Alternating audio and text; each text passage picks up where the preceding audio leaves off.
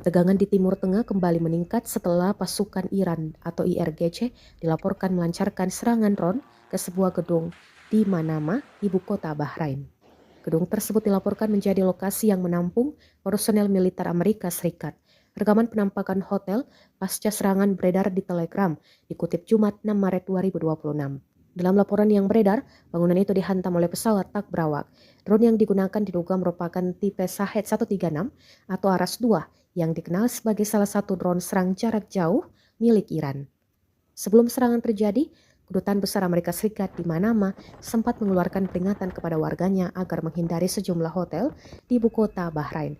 Peringatan tersebut menyusul setelah salah satu hotel, Ron Plaza Manama, dilaporkan menjadi sasaran serangan yang dikaitkan dengan Iran. Namun hingga saat ini belum ada laporan resmi mengenai jumlah korban maupun tingkat kerusakan akibat serangan tersebut.